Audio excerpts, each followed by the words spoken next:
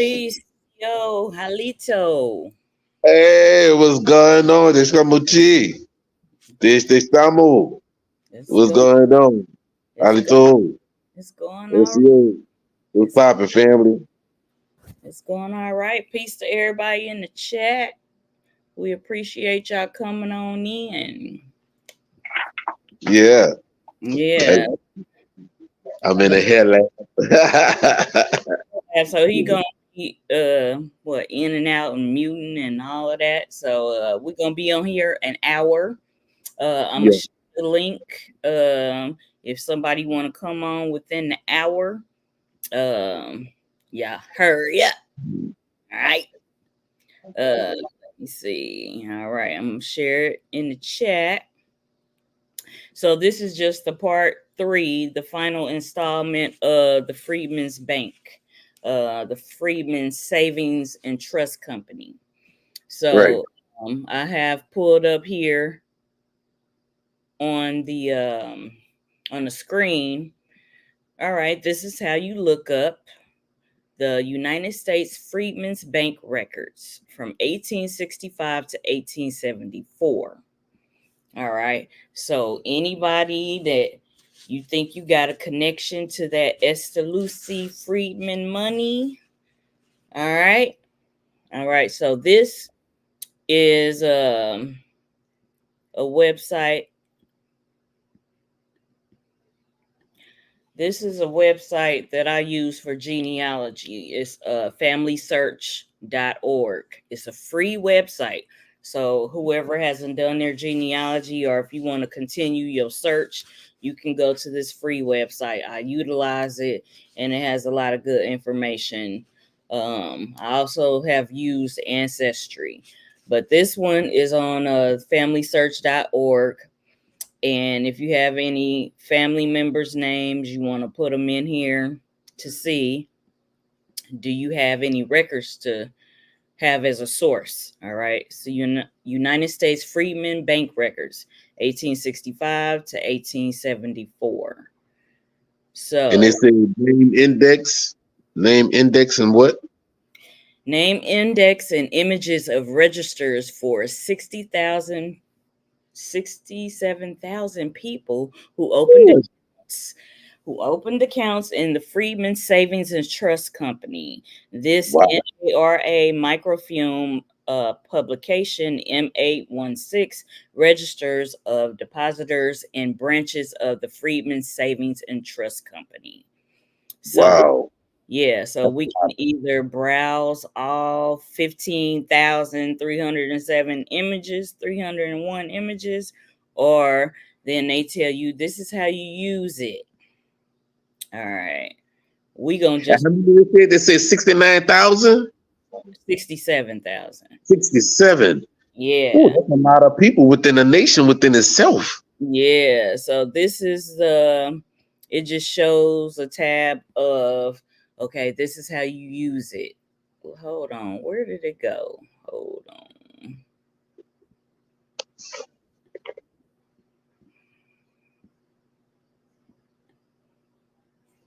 Oh shit. Okay. Let me see where my screen went. All right. So we're gonna go back to this page right here. All right. Let's put in slaughter. All right, we're gonna search. All right.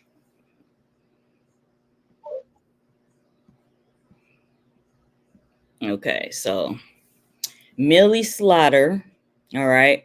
She was birthed in Culpeper County, Virginia. All right. She had some kind of business at the Freedman's Bank, right? Her parents are Clary, Obeyed Clary. So we're going to click on her. All right.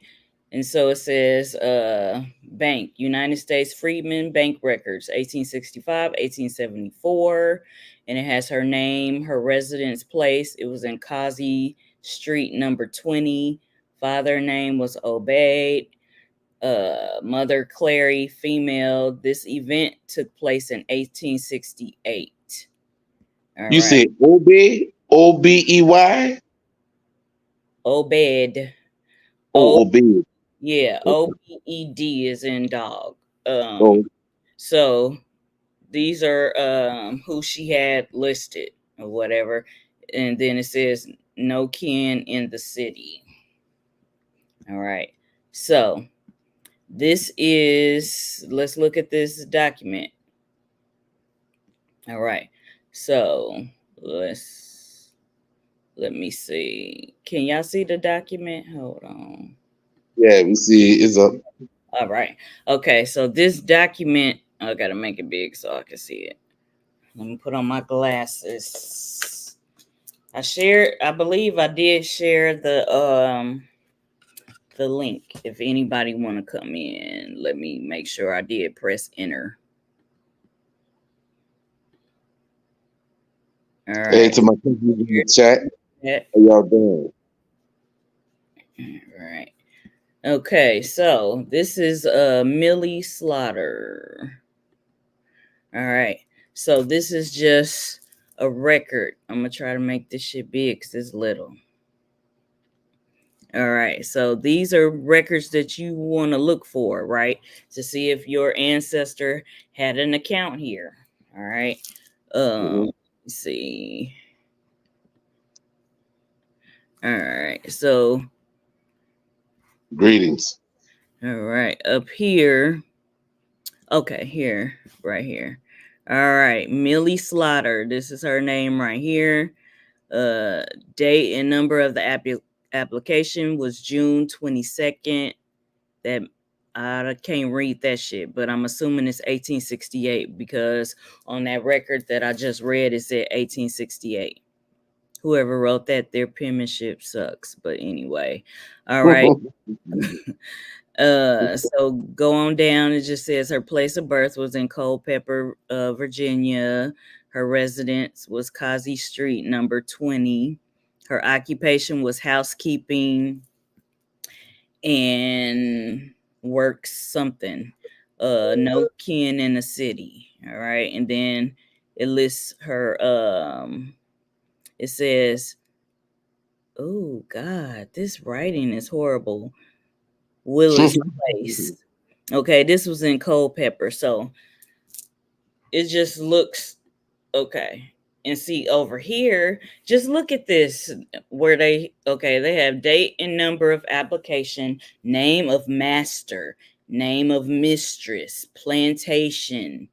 Then it asks height and complexion, and then father and mother and married. But it's interesting that they have this on there.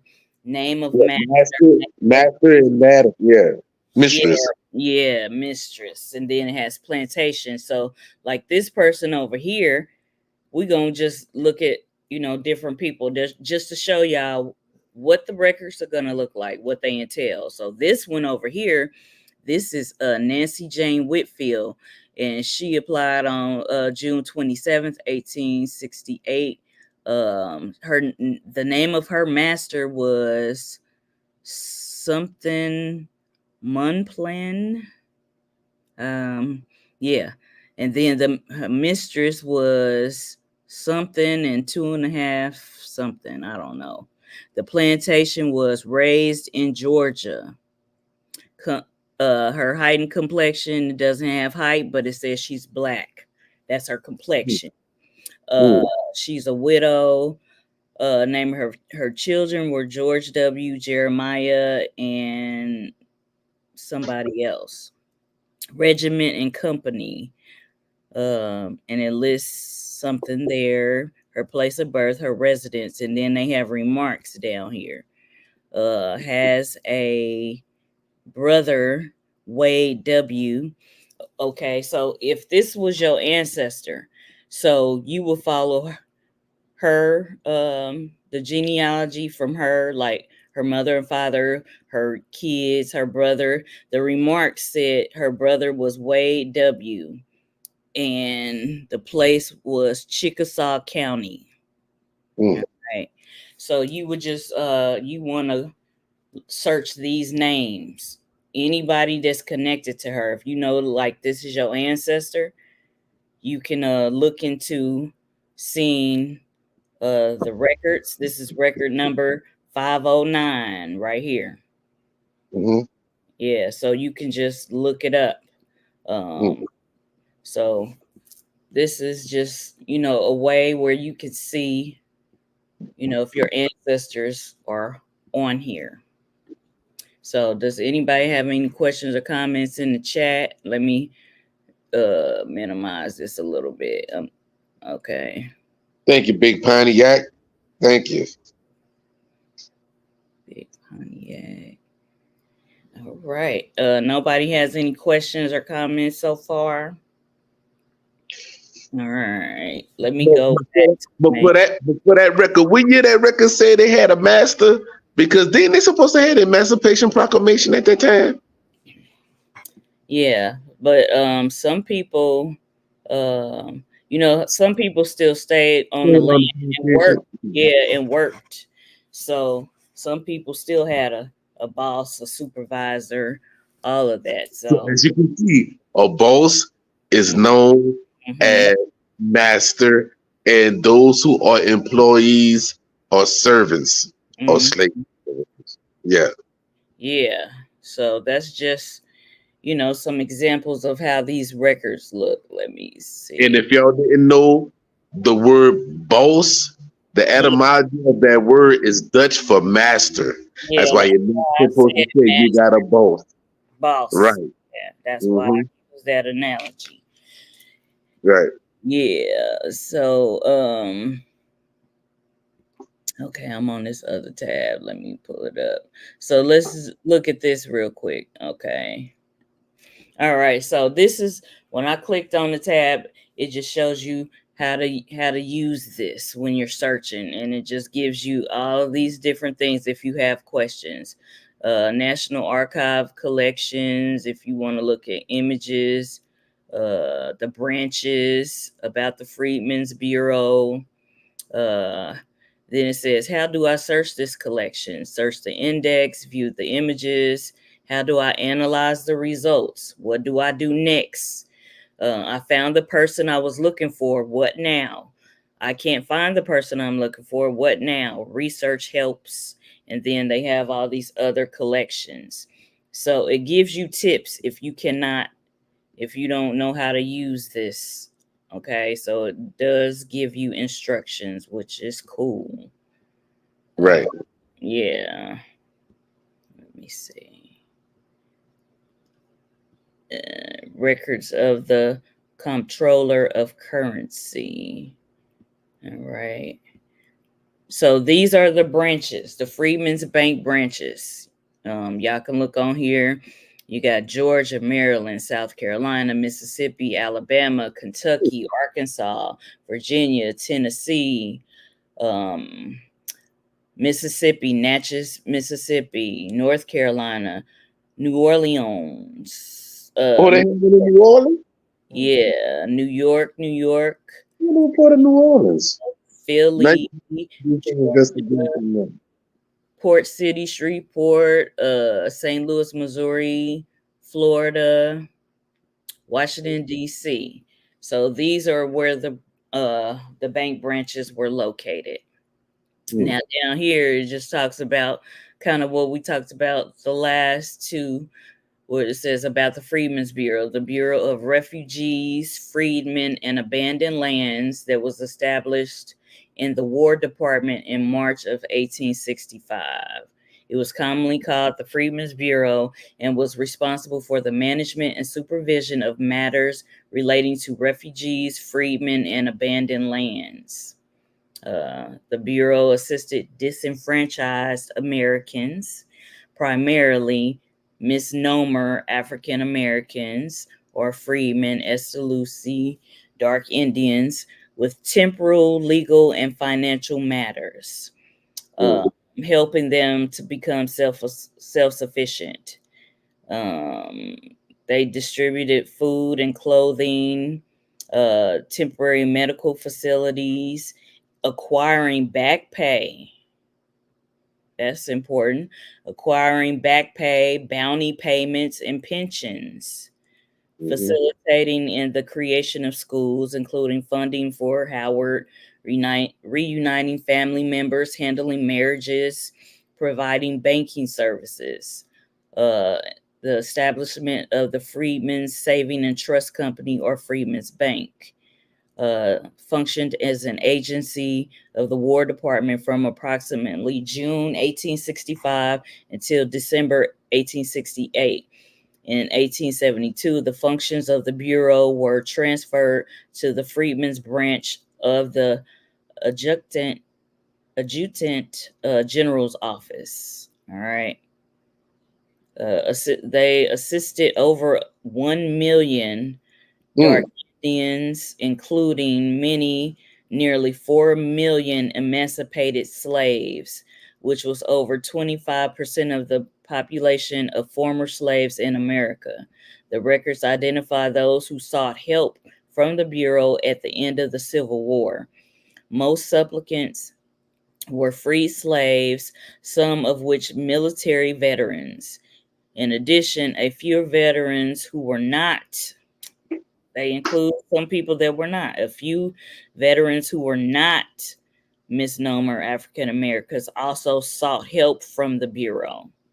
Okay. So already they included refugees, and that could mean different things. We talked about that last show. And it says a few veterans who were not Estelusti Freedman. All right. The records are usually reliable because the records were supplied through first-person correspondence, recording of marriages, blah, blah, blah. And so it gives you related national archives to look at, dividend payment record books. All right. So we're going to look at one of these. Okay. So this is the dividend payment record of Freedmans Savings and Trust Company, 1882 to 1889. So this is probably the partial payments that they say that they gave people. All right. They also mention Atlanta, Augusta, Baltimore, Charleston, Jacksonville, Lexington, Lynchburg, Macon, Natchez, Nashville, New Bern, New Bern, New York, Norfolk, Richmond, Savannah, St. Louis, Shreveport, Tallahassee, and Vicksburg. So let's look at this. Dividend payment records. Let's see this. All right. Dividend payment record of the Freedmans Savings and Trust Company, 1882 to 1889. All right. The creator of this is the Department of Treasury, Office of the Comptroller of the Currency, 2/25/1863, most recent. Okay, so this is partially available online. So you're going to have to travel somewhere to look at some more shit, because it says this series contains records, some of which are available online, 13 file units with a total of 946 digital objects. So they only have 946 digital objects on here. This consists of ledger books. The ledgers contain information on the depositors, people who deposited money in the bank, for each bank administered by the Freedmans Savings and Trust Company. The ledger sheets in each book include a running number of each entry, the number of the depositor's account, the name of the depositor, the balance due, the currency, the number of the dividends, silver, payments of dividends, number of the dividend, and remarks. Dates of the dividends and entries are also shown. All right. Now it just repeats the dates and the function, and it's saying, let's look at this. But this is, it says access unrestricted, and then, all right, let's look at this.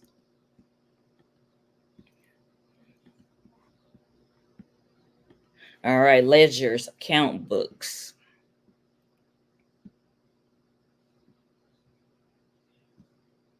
Okay, let's look at this allotment ledgers for special accounts. Let's see what they got on here. That's crazy.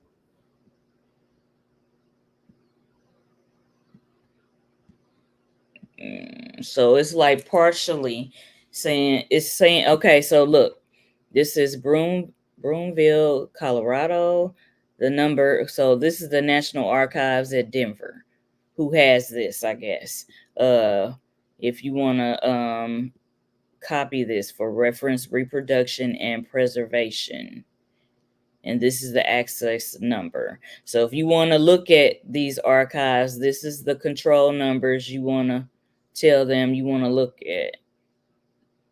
So I'm just showing just tips on how to look up your ancestor stuff. If you feel that your ancestor had an account there. Let's look at this other tab that was on here. Let's see.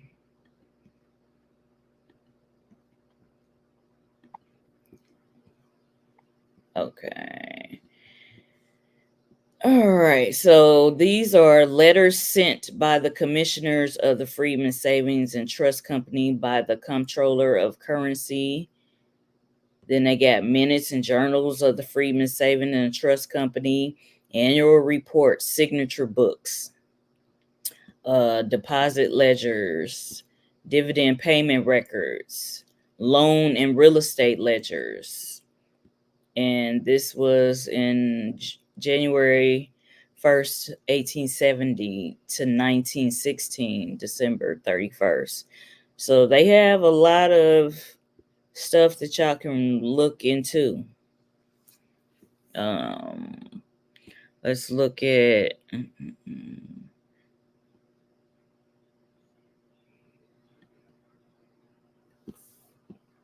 this is what we just looked at, but let me see. Okay. All right, let's pick okay, I'm gonna pick Natchez, Nashville, and New Bern, or let's look at this. Okay, so this is the dividend payment record for Natchez. Say your ancestor was from Natchez, Nashville, or New Bern. All right, so they have the book here. All right. All right. Ooh. These pictures ain't great. They ain't great at all.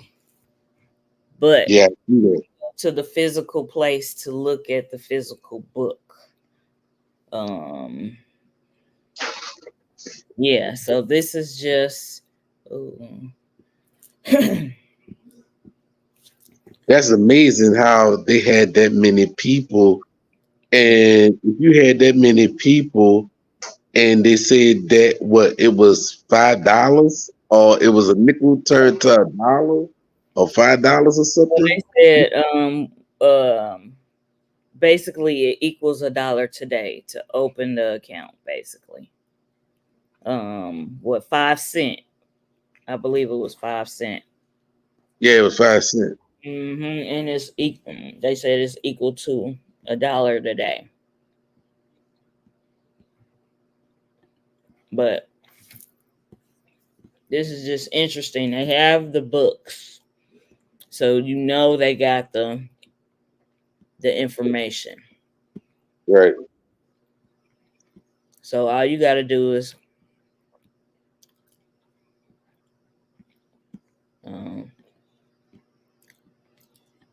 I want to give feedback right now. Shit. All right. So this is just an example. This page looks a little more legible. Now, whoever was record keeping this shit right here, it ain't like today's record keeping. it's yeah, it's interesting. So these are just now this is legible. All right, so This is the US Freedmen's Bureau Records, 1865-1878 for Felix Slaughter. All right. Let's make this a little bigger. Oh, shit.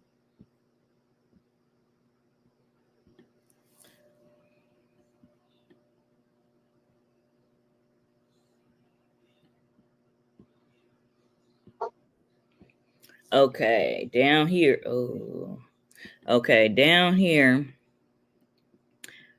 It lists George Slaughter and Felix Slaughter of Neshoba. All right. That he had not been paid for work. Now, this is my ancestor right here.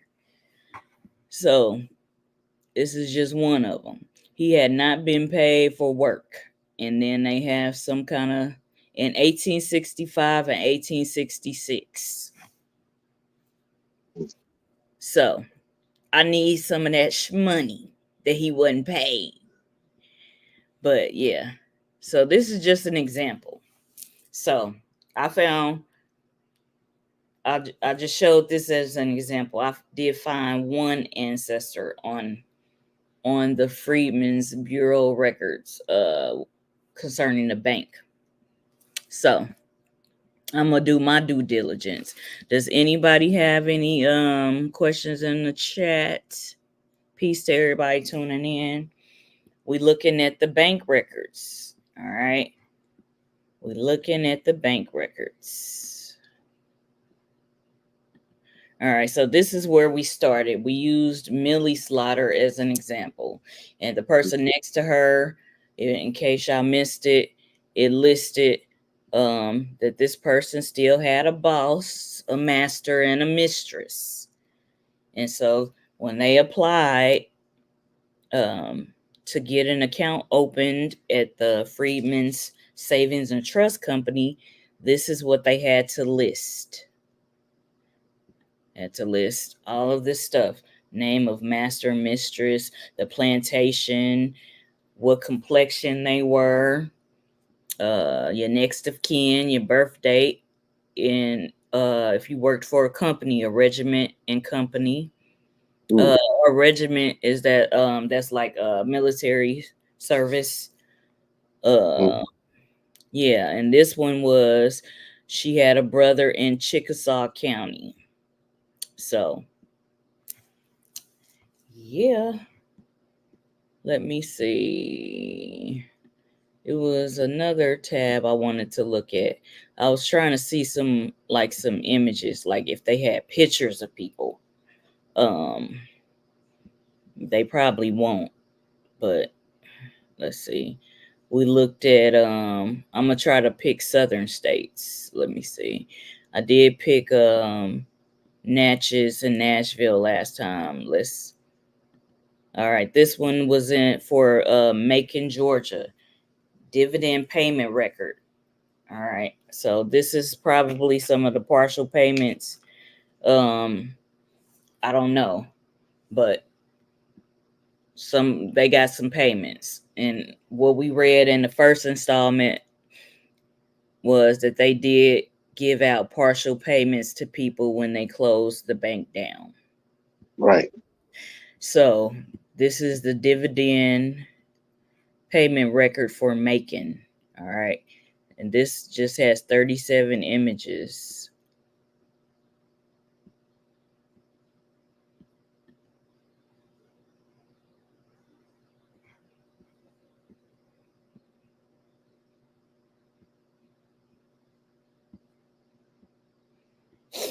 All right, let me see if I can go back to the main page.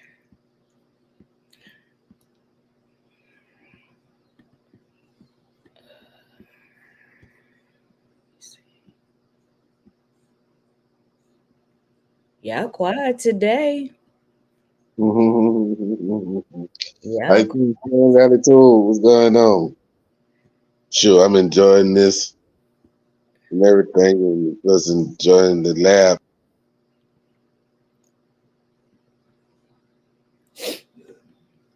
Yeah, so this is Okay, registers of signatures of depositors and branches.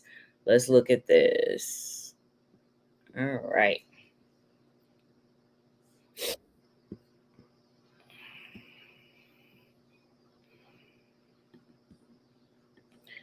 All right. The reception must be crazy over there. But I just pulled up this tab, the Freedmans Bank Records, registers of signatures of depositors in branches of the Freedmans Savings and Trust Company, 1865, 1874. All right, this one was in DC. All right. Ethnic, cultural, misnomer, African American. This was a government church records. National Archives. It was issued 1969, Washington, D.C. All right. So they have something from Ancestry.com and all these different archives. National Archives is M816. So that's what you will want to look for. Okay. And I use the family search. I have used Ancestry, but familysearch.org is free. And I really love it because it helped me find a lot of my ancestors as I was doing my genealogy.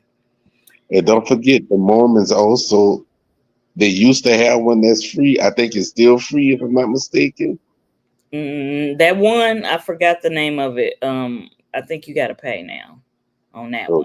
That's why I didn't do that one. I was like, I'd rather do the Ancestry one if I'm gonna pay. But because Ancestry does have a lot. Like when I did Ancestry, this is how I found this about one of my ancestors. How he didn't get paid for the work that he did in 1865. So he got some services from the Freedmen's Bureau. And they handled the affairs of the people that, had accounts in the Freedmen's Savings and Trust Company. So Ancestry is good for a lot of like sources and references. I will give them that. And then they just got loan and real estate ledgers and journals. And remember, we read that it was illegal for them to be doing loans off of real estate. Right. So they always been doing some shady shit. That's clearly, we know this. They still do that shit today. But this is just, it gives you just the information sheet on if you want to know how to use this search, this basically search engine to find your family's records.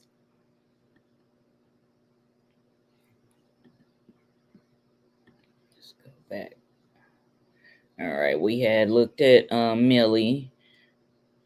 All right, let me see. Oh. It won't let me go back to the page that I was on before this. Let me see. Okay. All right. So these are some of the names that they had accounts at the Freedmans Savings and Trust Company.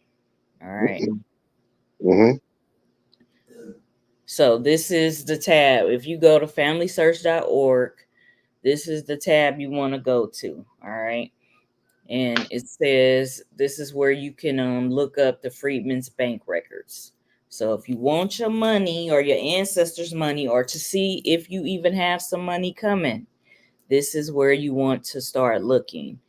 Of course, you want to do your genealogy so you know your ancestors' name, their birth dates, where they were born or where they lived, just to have, some reference points as you're searching.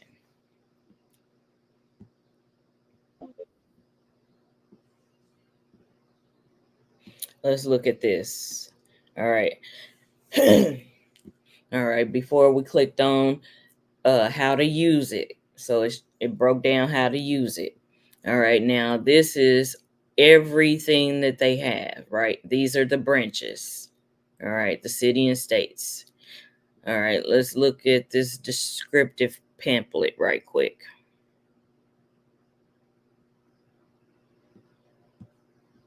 If they'll show it.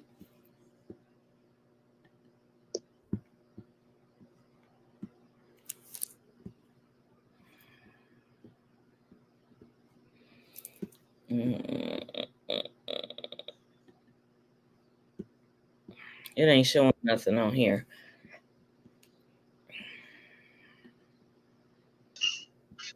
Yeah, it's not showing nothing on this tab. Let's see. You think it's open on your other tab? No, I pulled it up, but see, when I clicked on something, you see how it's not showing up. Yeah. Yeah. So get out of there. Can you go back, like backspace it or something? Yeah, I did, but that is where the pages are supposed to appear. So it's not like if I'm looking up something regular, the back page, but I'm about to pull it back up again. I don't know what. All right. Okay, down here. Okay. Browse all 15,301 images. Of course, we're not going to look at all of that, but we just giving you a general idea. So y'all would just come here and come to this page so you can look at the bank records to see if your ancestor had an account. All right. This is the branches. They were in these cities. All right, let's pick one. We're gonna pick Natchez again. Well, we picked Natchez. Let's pick New Orleans. I knew you were gonna say that shit. But let me see. So it's empty right there, but let me click this. Okay. All right. Okay. All right. This is a little. All right. This is just row 12, target 1, New Orleans, accounts 5 through 1017, June 20th, 1866 through March 11th, 1869. All right. Okay. So this is, make it big and pull it down. All right. This is John Washington. It's the same type of records that we showed for Millie Slaughter as an example. So it's the same thing. So this person, he didn't have a master or a mistress. All right. But he applied to get an account there. But this person, Emily Danford, her master's name was Danford something. So it looks like she has the same last name as her master, her boss. All right. It didn't list her height or complexion. It did list father, mother, or she was married.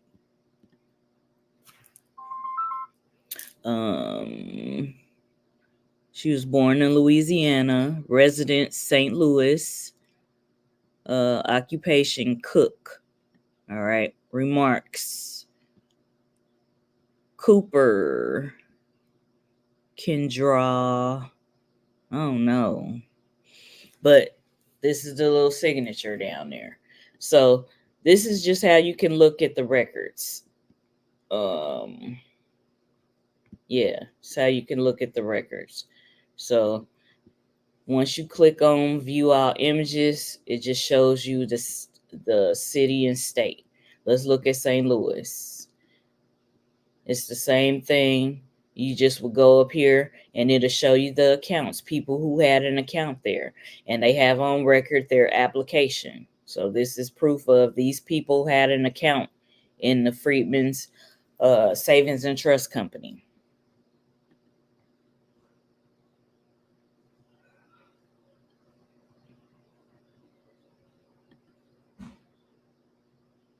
That handwriting was good. But you Now, know what I was thinking while you was doing that?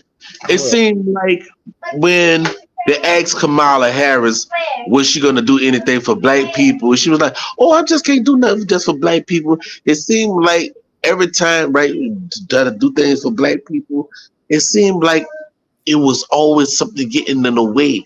Even when Martin Luther King Jr. said that we coming to get our checks, you know what I'm saying? And it was always something getting in the way to doing this, getting in the way to where the so-called blacks or the black Indians in them had something coming to them, but for some reason and to no avail, it never came. What you And think about that, cuz? a song comes to mind. Chuck D from Public Enemy, he said it best. They have the fear of a black planet. Period. Because as I know y'all probably saw, if you used to watch Dave Chappelle, did you watch Dave Chappelle? Okay. All right. Yeah. When he was joking about Rick James and Eddie Murphy and his brother Charlie Murphy, and he was like, they should have never gave you niggas money. Remember when he said that? They have the fear of a black planet. If they give us truly what they owe us, then we will be back on top, and they will become the minority in essence of power. You know what I'm saying? If they gave us everything that they owe us, like national resources, land, property, gold, silver, all of that. If they gave us oil, all the natural resources, if they did that, they will be back. We will be back on top, and they have a fear that we will do to them what they have done to us.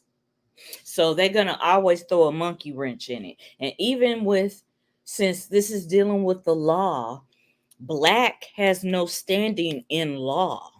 So you keep fighting for black this and black that. In law, it says that you have no standing. Like, how you gonna ask for something and you black? So you got to know who your people are, so you can say who you are in your people's tongue, who they truly are. They didn't call themselves black. There's no country, no continent called black.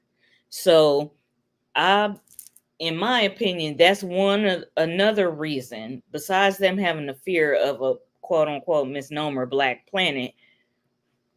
They have that clause in there, since they gave us this misnomer black or African American, all these misnomers.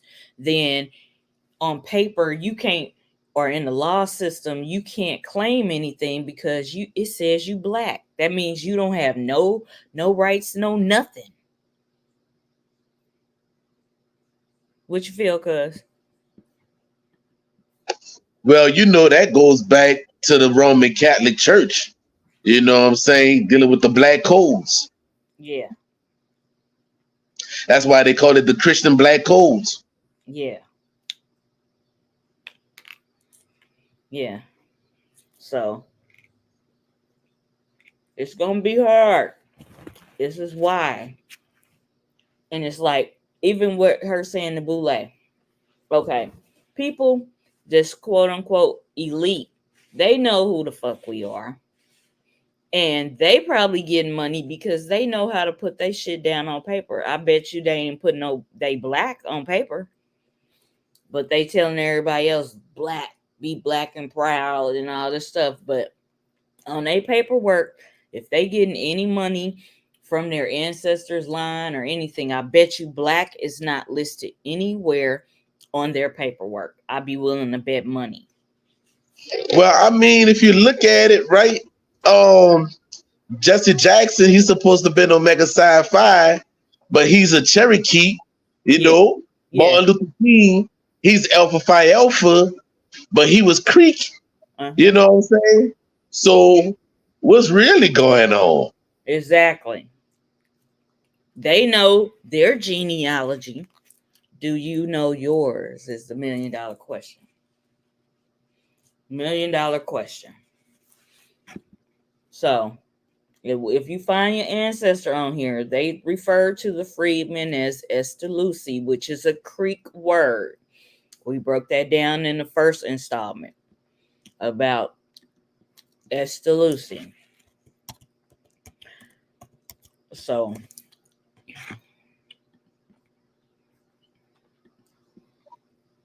if people could get their family together, right, and do what they're supposed to do, maybe it could be a turnaround. Yeah. And that's one avenue. And the other thing was, how they give all these people, like, okay, with the Asian crime bill, they not asking them what's your genealogy and all of that. They just saying, if you Asian or you look Asian, that bill is protecting you. So when they give all these other ethnic groups money and things of that nature, they give it to them as a whole, and they getting checks. They could do that for us, but will they? Some say that we will get it.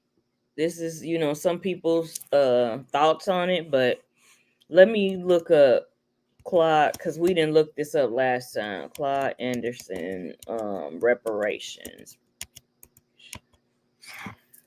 Let's look that up.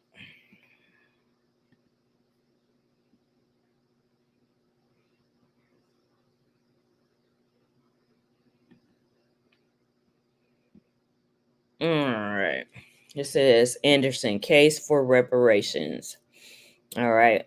Author and scholar Dr. Claude Anderson discusses the economic status of misnomer Black Americans and whether reparations should be made in compensation for the economic challenges faced by misnomer Black Americans.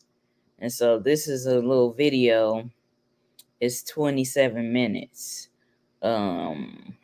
I'll have to put no copyright infringement. This is for educational purposes only, but this program is made possible in part by Daimler Chrysler Corporation Fund, as part of its commitment to provide information on important contemporary issues to public. Anderson about the current economic status of Americans and Blacks in particular, and his new quest to lay a legal foundation for reparations. Next on American Black Journal.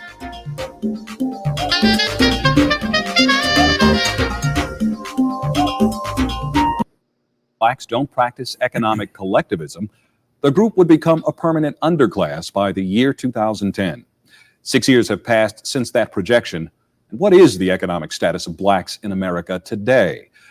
Dr. Claude Anderson joins me to discuss this and other important issues. Welcome to the Journal, Dr. Anderson.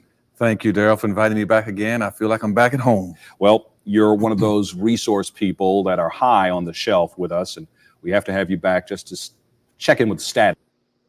I'm going to pause it right here. I'm going to try to find it on YouTube, because to fast forward it on this I can't see where I'm going. But basically, this was in 2000. We in 2024.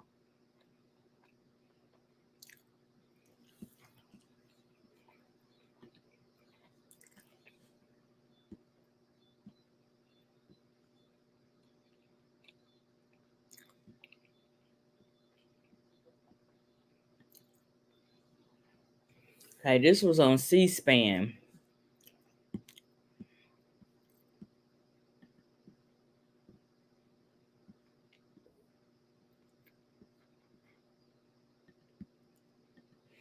All right, I looked up on C-SPAN. I went to another tab, basically.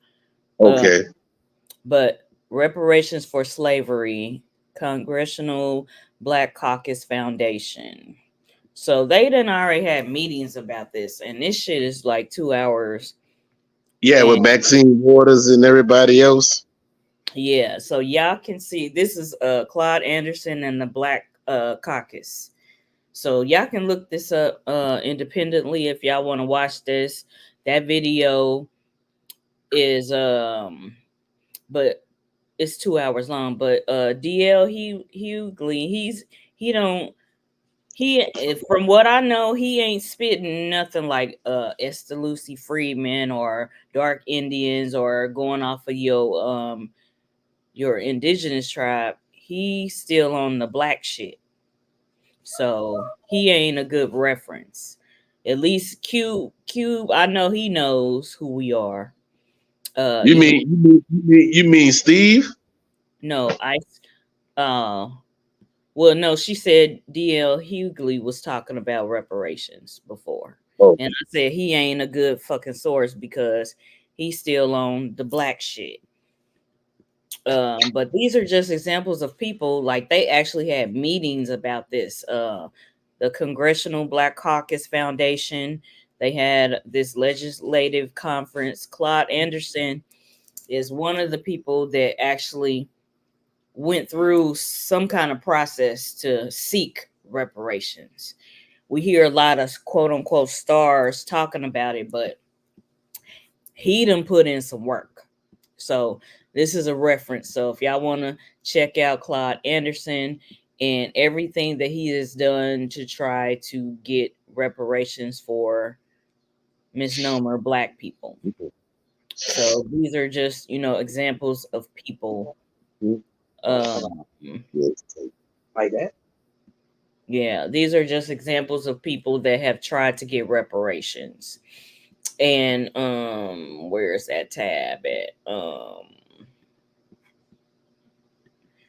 So let's see. So for people that got some shit to say about being black, black.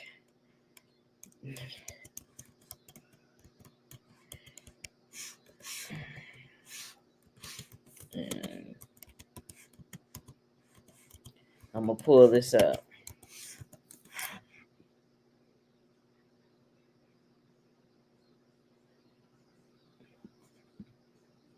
Okay, so y'all got I'm gonna read this real quick and then we're gonna go to this tab about black. All right, Estelusti, the Oklahoma freedman.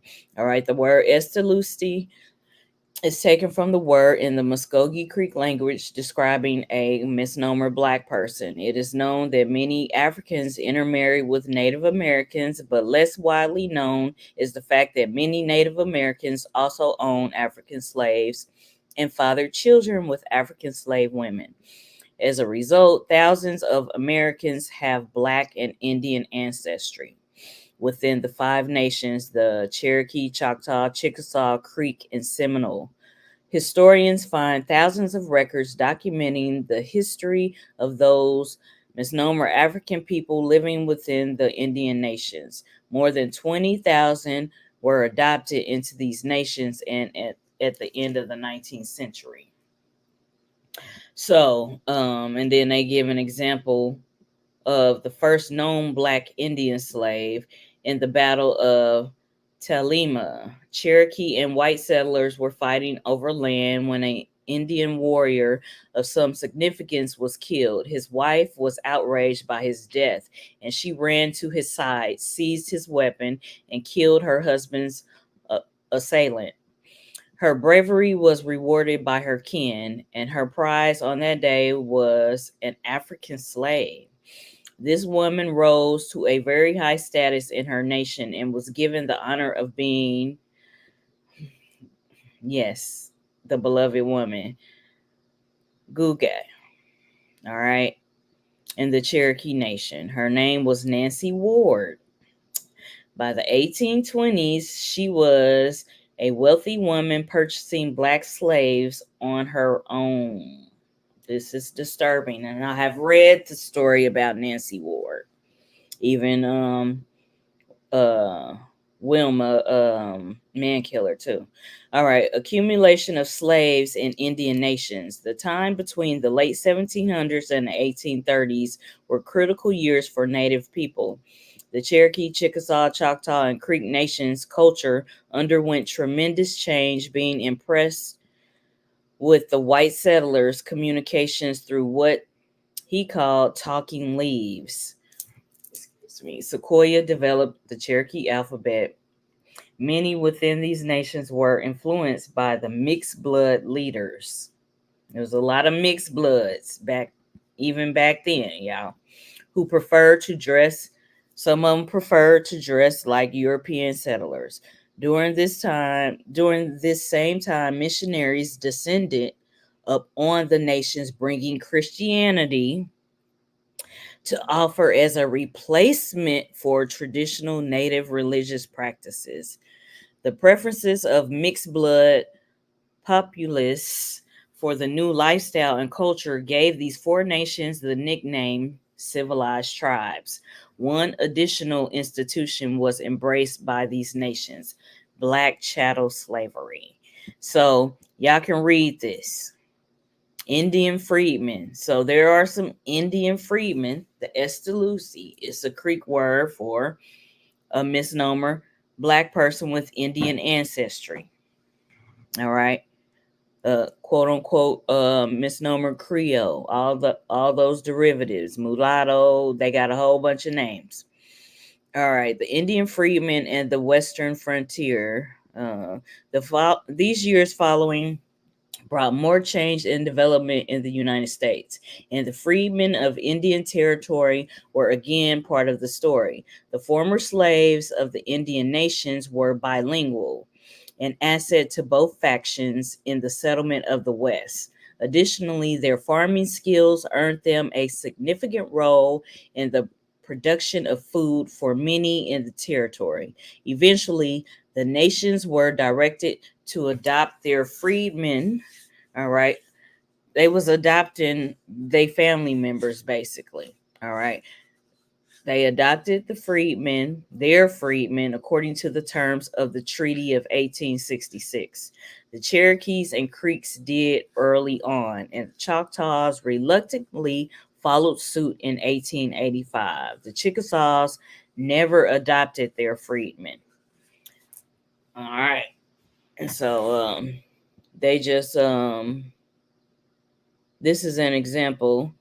It says part of the Trail of Tears originated in Pickens County near Talking Rock, and a strong Cherokee heritage is still felt in the area. This is a partial list of surnames of freedmen who were adopted through the Dow's Commission between 1898 and 1916.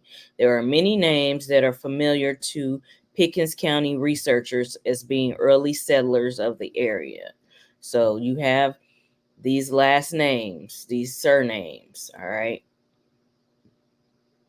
So it just gives you an example. So that is basically a mixed race that has Native American ancestry and African ancestry. These are the Estelusti, the Dark Indians are the mixed race Indians, all right? And then you have black. I looked this up. All right.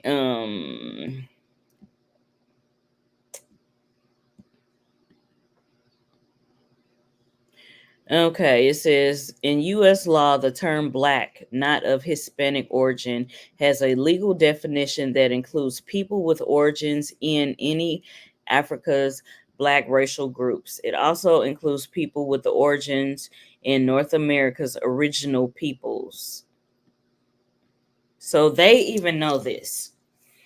They even know that this term is applied to North America's original peoples. Yeah, Estelusti. Yeah. Yeah. Yeah. And see, I looked up black definition in the law dictionary. So it's breaking down, that. But it's saying that they call North Americans original peoples black also. Just so y'all know. All right. Those who maintain cultural identification through Can community. you show them that right quick, or it's gonna be hard to find? Can you show them that? Can you show them that what they say, or it's gonna be hard to find? Show them what? What you just said when they said they know them as blacks or Right as here, right? Well, it says, all right. In the U.S. law, the term Black, not of Hispanic origin, has a legal definition that includes people with origins in any Africa's Black racial groups. It also includes people with the origins in North America's original peoples. That's the part that I was pointing out. Just so y'all know, it said it also includes people with the origins in North America's original peoples. So North America's original peoples, they refer to them as Black. And this is what this said. All right. Okay. All right. And so down here, but it also goes on to say, they have identification through community recognition or tribal affiliation. The term also applies to people with skin pigmentation, including albinos, if others believe that they have African ancestry. But let's look at a source.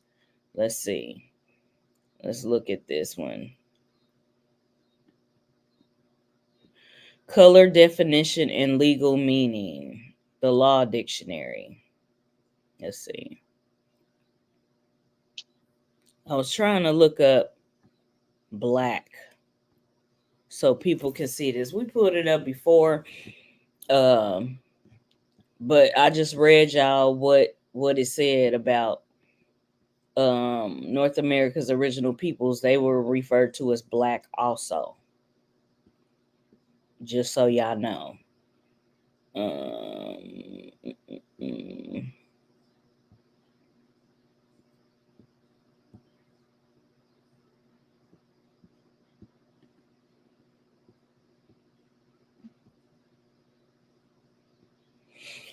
And see, I'm trying to get to the older definition.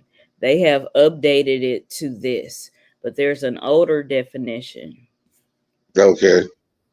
And you know about this because we brought this up before. You falling asleep. It feel good, No. huh? No, I'm listening. Yeah. So we looked this up in one of our podcasts where we looked up Black in the Law Dictionary and how it basically said you have no rights. Mm-hmm. But I'm trying to find that. But see, they keep giving the updated definition. They're not giving the definition that was before. And what Black Law edition was that? The first one? That was the fourth edition. Where it had the meaning that I'm looking for. That was in the fourth edition. Yeah.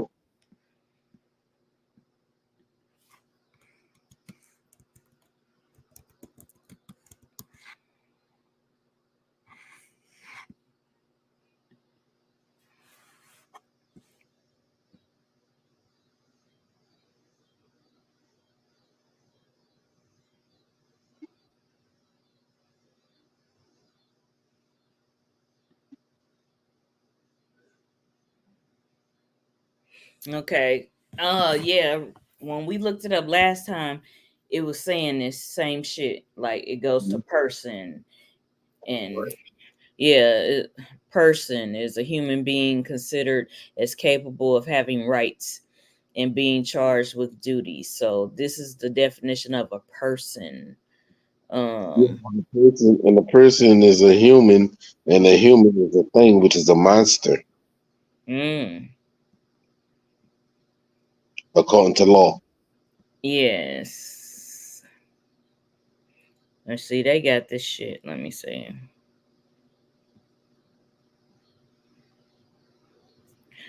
I tried to look up PDF. Let's try this again.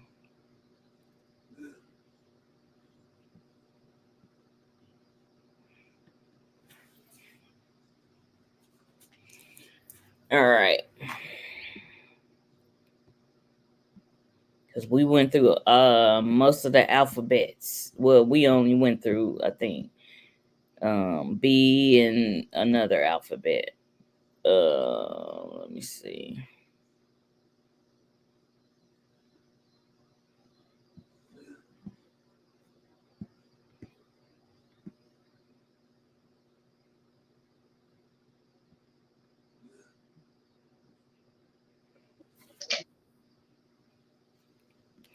And I used to dig in the archives of my brain. I used to study some of this shit with this guy that was a Moor, and he was really well versed in this shit.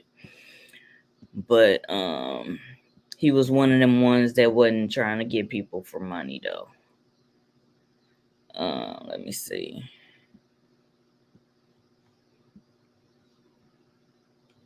But y'all can look this. We over an hour, but y'all can look up. Go to the Black Law Dictionary, 4th edition. You can try to look at all the editions and see what is the meaning of black. So when you call yourself black in the court of law, if you're trying to like do some kind of case or win something, and if you call yourself black, you're gonna see that that has no weight. It's not gonna help you. It's gonna hurt you. Because our ancestors didn't call themselves black. That was given to us by other people. Right. So I'm just reminding everybody, but peace to everybody who did tune in, and thank y'all for tuning in.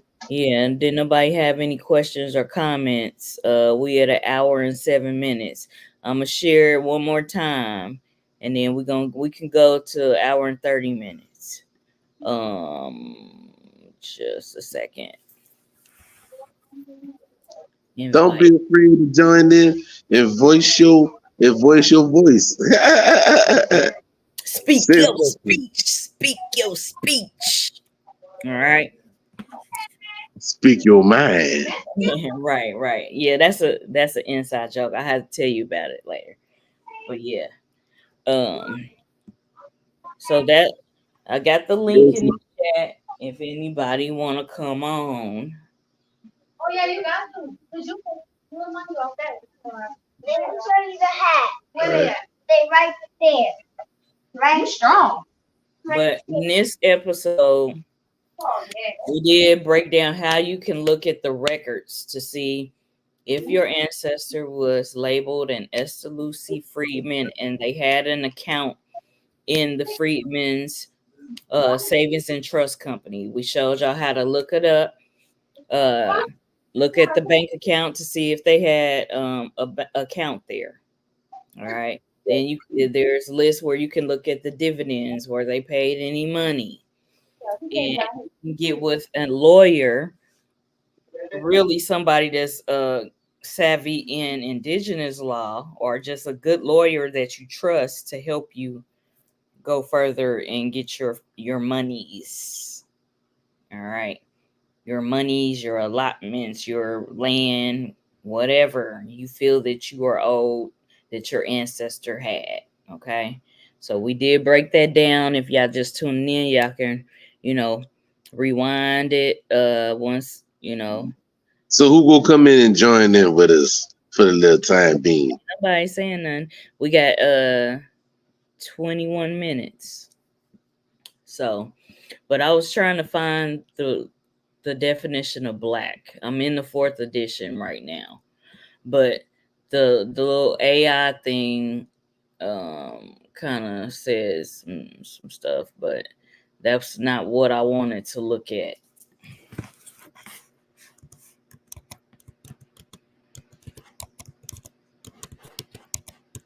Well, I mean, to be called black basically was to denationalize you. You know what I'm saying? Because treaties are international laws. Okay, I'll look this up. Okay, black means dead in law. All right. Black is dead in the eyes of the law. We're going to look at that one. This says Black Laws Dictionary. All right. It says civilly dead, dead in the view of the law. Let's look Civically at that. mortis. Yeah. Yes. So, all right. Civilly dead, dead in the view of the law, the condition of one who has lost his civil rights and capacities and is accounted dead in law. So this is what it means to be black on paper, in law, in legal standing. It means civilly dead, dead in the view of the law. Now, I just want y'all to know this. Really sit down with a lawyer and ask them, be like, look, off the record between us, what does black mean in law? Right. And you want to get one that you trust. That's why I say a good indigenous lawyer or a good lawyer that you trust. Like, just gonna really tell you what the definitions are. And if they got they a lawyer, they got a little law library somewhere. Tell them to show it to you in the book. If you think we just making this shit up, tell them to show it to you. But it's right here, the law dictionary.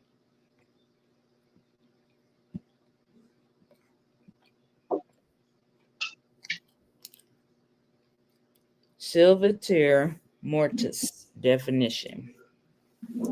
Yeah, mortis. So, and they try to make shit hard for you to find and shit, but y'all got this. And this is what I put in Google search. Black means dead in law. Because if you put in something else, it ain't gonna, you got to know what to ask it and what to type in there. Otherwise, it's gonna keep giving you the updated version, which says misnomer African Americans.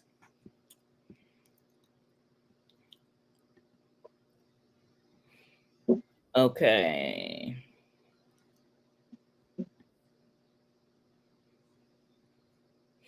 All right. This is from the second edition. All right. It says Deontay Cassius Clay is not black, African American, or Negro. CSF 181. First, there exists no nation of black Americans, nor is there a black America in any documented record the world over. Black Americans are what is referred to in law as a misnomer or collectively misnomers. As you well know, grammatically, black is an adjective and is not a proper noun. Socially and politically, black implies civiliter mortis, which means dead in the eyes of the law. Black American is not a nationality, nor is it a nation. Therefore, black has no political interest nor powers in the free national constitution that was prepared for all free national beings. So this was just when I Googled it, they pulled that up. That was there first. So more people have searched that. This is from a book. But I looked it up right here, and it tells you civilly dead, dead in the view of the law, the condition of one who has lost his civil rights and capacities and is accounted dead in law. So y'all can research this more in y'all spare time if you like. Yes. Where's the page? So this is where we started. This was mainly what the last part of this series was about. The Freedmans Bank Records. If your ancestor or you want to know if your ancestor had an account at the Freedmans Bank, this is how you find out. You can go to familysearch.org. It is free. And they even tell you how to use it. If you don't know how to use it or you're not that computer savvy, you can click on this and they give you little tips and how-tos and instructions. And then if you Right. want to look at all of the images, you can look at them all over here. So, well, cuz you can continue enjoying getting your head massaged. And I'm gonna get to my business. I'm gonna have to stand on my business. So Well, I thank everybody for joining us this Sunday. You know what I'm saying? You know, it's highly appreciated. You know, glad to help those out yeah, that look for this information. And we glad that we brought it to y'all attention. Right? yes, And if yes, you enjoyed the Southeastern Talking Stick podcast, go ahead on and get yourself a merch where you can remember, hey, that every Sunday it comes on at 6:30. You know, go ahead on and treat yourself. yes, yes. Go cop some merch. So show And support. once you go ahead on and you get your merch, then we'll put a shout out to you that you ain't got a merch. You know, Yes. don't let nobody out merch you. You crazy. Yeah, so we do have the link. It's always in our description of our videos. It's on all of our social media platforms. The store, you can go to the store, and this is the link to the store. Yeah. So this is our store. So you can we did a special shirt for the green corn because that's the new year and a very special ceremonial time. So we did that.